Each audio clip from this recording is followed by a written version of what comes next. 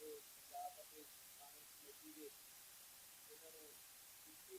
President लाया गया ਸਾਡੇ ਨਾਲ ਕਰਤਾਰਪੁਰ ਤੋਂ ਹਲਕਾ ਇੰਚਾਰਜ ਸਰਦਾਰ ਜਿੰਦਰ ਸਿੰਘ ਜੀ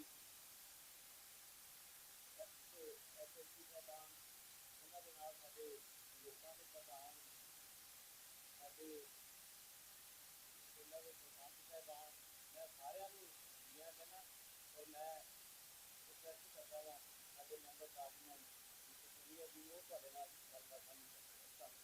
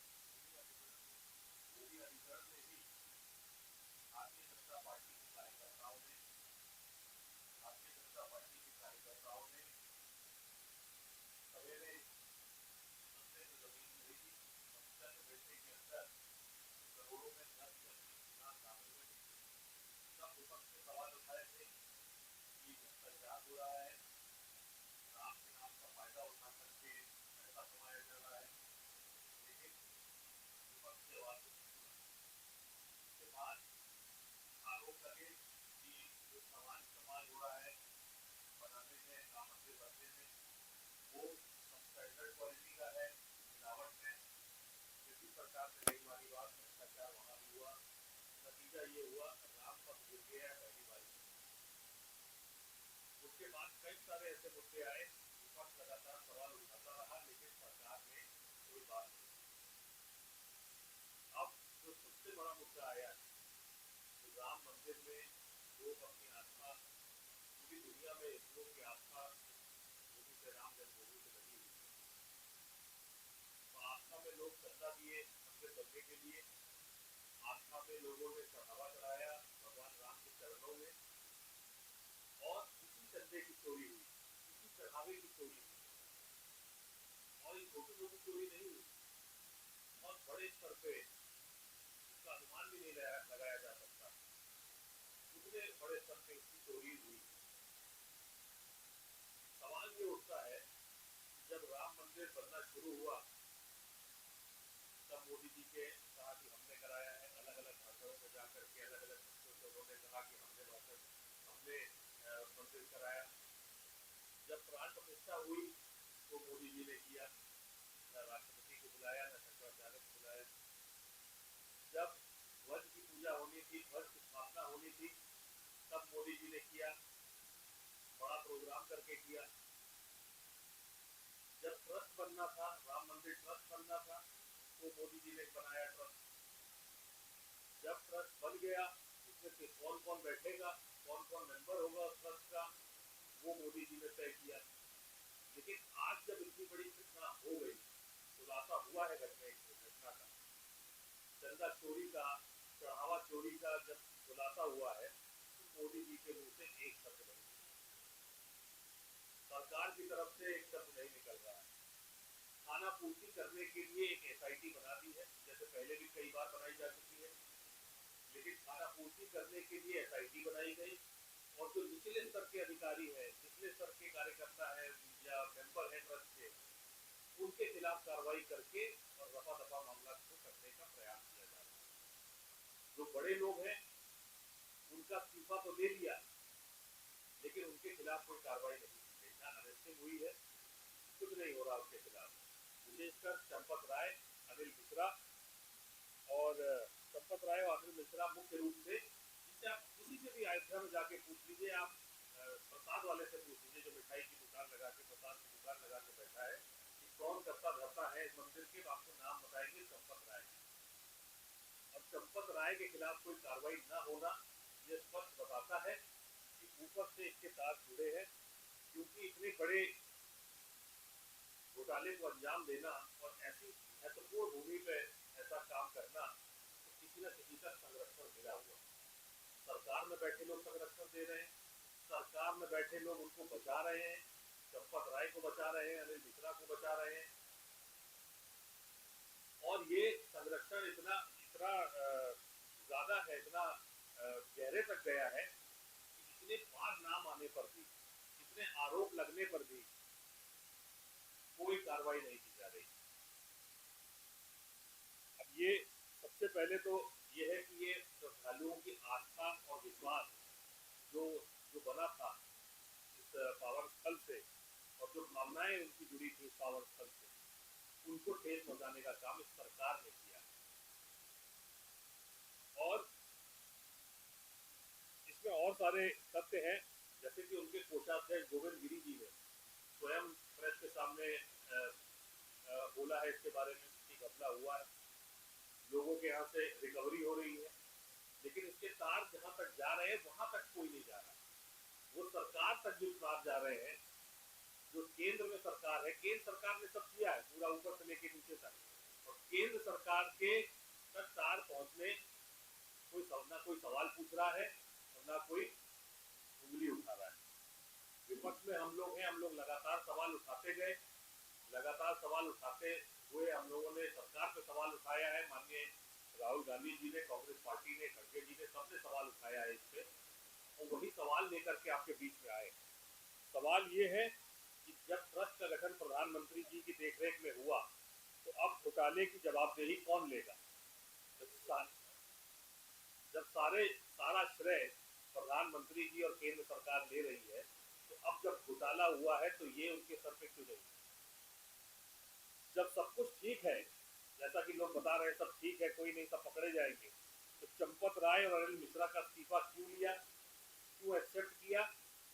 और उनके खिलाफ एक्सेप्ट करने के बाद कोई कार्रवाई क्यों नहीं हो रही? अगर कुछ गलत नहीं हुआ है, अगर कोई सब ठीक चल रहा है, तो सुप्रीम कोर्ट की निगरानी में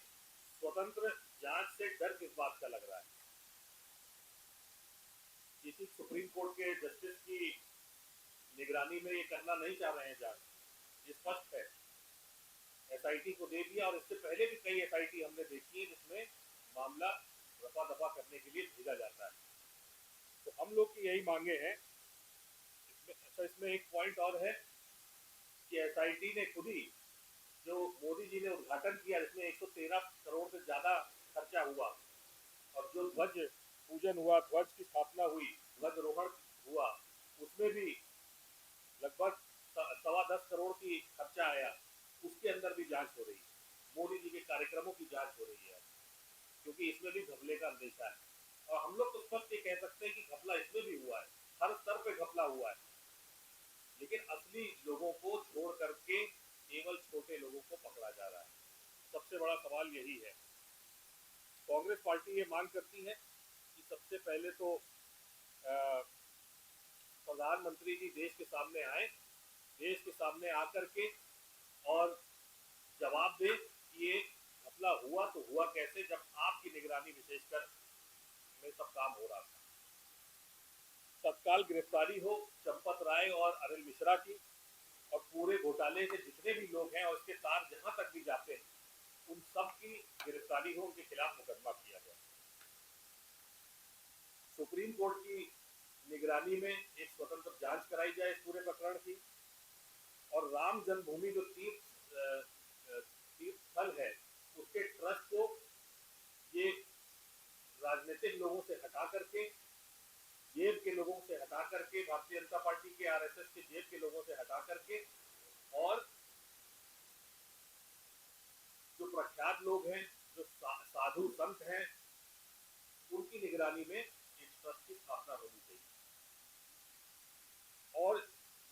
चंदा जो चढ़ावा हुआ है, जो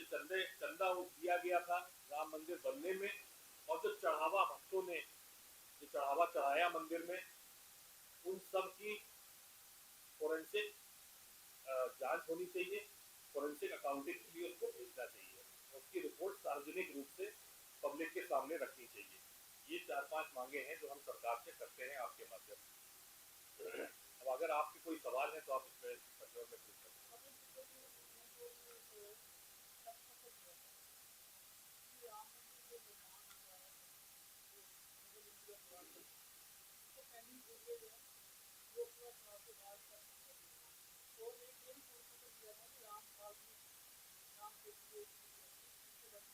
देखिए, ये उनके व्यक्तिगत विचार हो सकते हैं, वो वकील के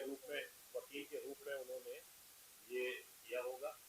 लेकिन जब सुप्रीम कोर्ट का फैसला उसके बाद आ चुका है, उन्होंने फैसला कर दिया है कि कि राम मंदिर बनेगा, तो कांग्रेस पार्टी ने उसका स्वागत किया था, स्वयं राहुल गांधी जी ने उसका स्वागत किया था, सुप्रीम कोर्ट के फैसले को माना और ये कहा कि राम मंदिर बनेगा, बहुत अच्छा बनेगा, हम लोग भी सहयोग करेंगे।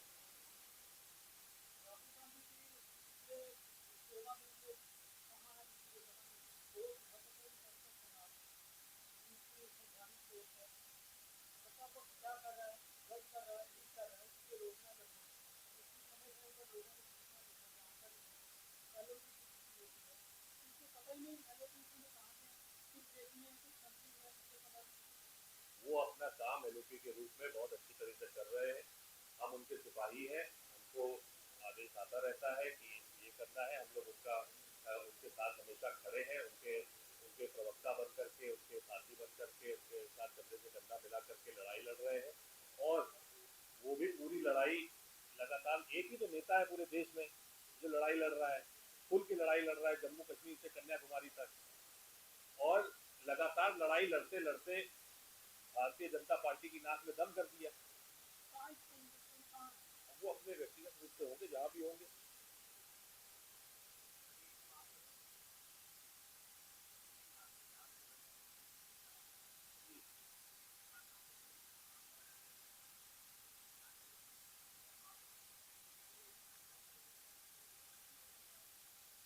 आप हमारे बगल में बैठे हैं,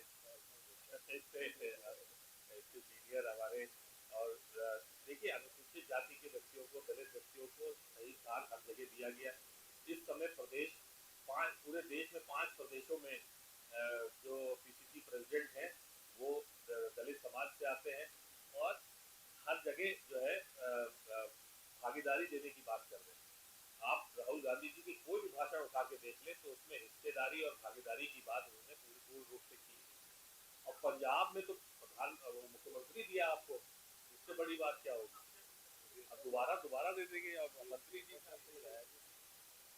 जैसा उनको ठीक लगेगा, जैसा मौके पे होगा वैसा करेंगे, लेकिन भागीदारी पूरी होगी। वर्षा साहब को जो है जो वर्किंग प्रेसिडेंट यहाँ बनाया है, मंत्री आपको बनाया था।